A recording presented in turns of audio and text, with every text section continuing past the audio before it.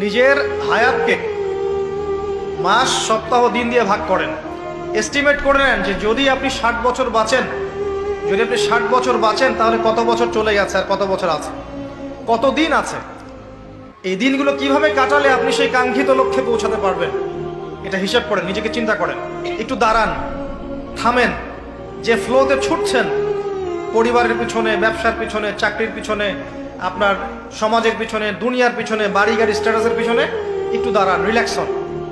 একটা রাত একটু থামেন, রিল্যাক্সে চোখটা বন্ধ করে খাতা কলম নিয়ে বসেন পড়ার টেবিলে। চিন্তা করেন যে আপনি দুনিয়াতে থাকতে আসেন নাই, আপনি মরতে এসেছেন। দুনিয়াতে আপনি থাকতে আসেননি, দুনিয়াতে আপনি মরতে এসেছেন। এবং সময় লিমিটেড, আপনি জানেন না কতটুকু। ধরে নিলাম 60 বছর, আপনার 30 চলে গেছে, বাকি 30 পড়ে আছে। এই বাকি 30-এর শেষ 10 বা 5 আপনি আমল করতে পারবেন না চাইলেও। যে স্পিড এখন করতে পারছেন ওই স্পিডে পারবেন না, পসিবল না।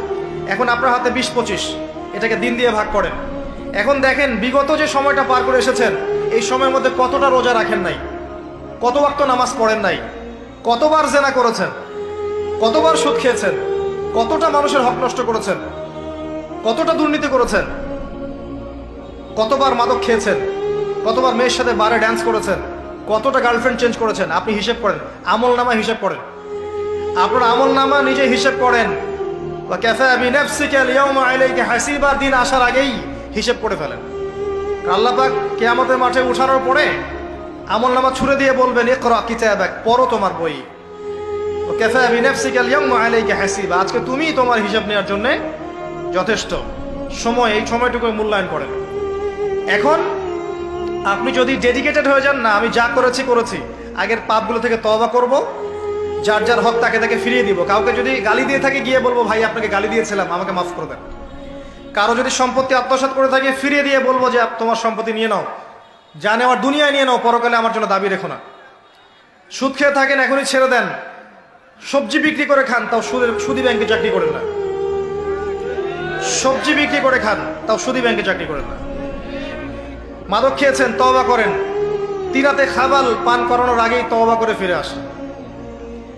রোজা রাখেন নাই, হিসেব করেন কতগুলো রোজা রাখেন নাই, চেষ্টা করেন আদায় করে দেওয়ার জন্য, চেষ্টা করেন। হ্যাঁ, খালেস তওবা করলে আল্লাহ হয়তো এমনি মাফ করে দিবেন, বরং আল্লাহ গুনাহকে নেকি দিয়ে পরিবর্তন করে দিবেন, এমনটা আল্লাহ পাক ওয়াদা করেছে। লালসাময় একটা জীব, লোভ, মরিচিকা, মায়াজাল। এই মায়াজালে আমরা আটকে আছি, ফলে মৃত্যুর কথা আমরা ভুলে গিয়েছি। পাগলের মতো ছুটছি, আরো টাকা লাগবে, আরো খ্যাতি লাগবে, আরো যশ লাগবে, আরো দাপট লাগবে। আমার এত টাকা দিয়ে কি হবে, এত সম্পদ দিয়ে কি হবে, এত ব্যস্ততা দিয়ে কি হবে তোমার? স্টপ, থামুন, অনেক হয়েছে। আন্না, থামুন, take a rest, take a breath and think about death.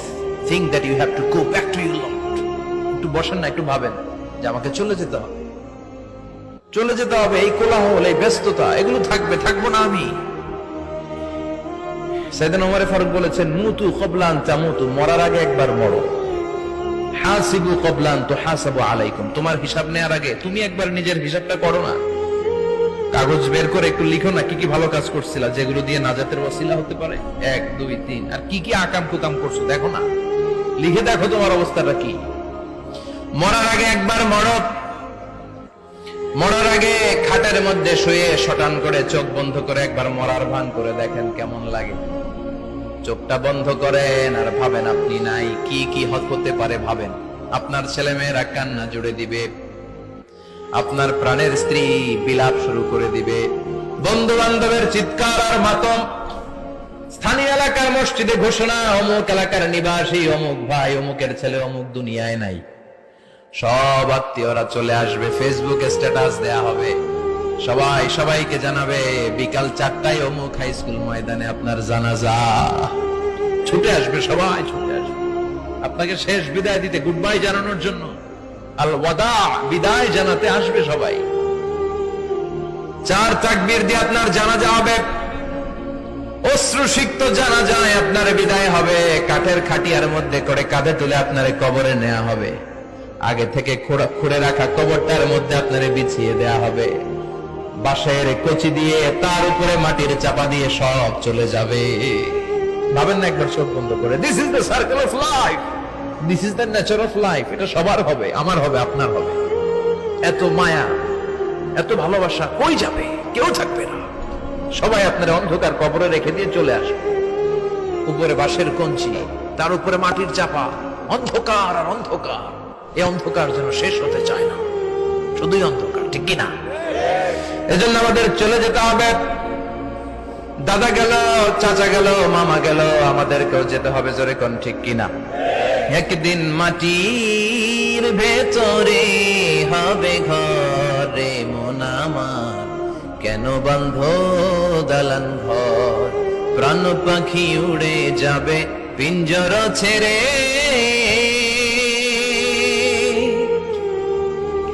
ধরা ধামে সবই রবে, তুমি যাবে চলে।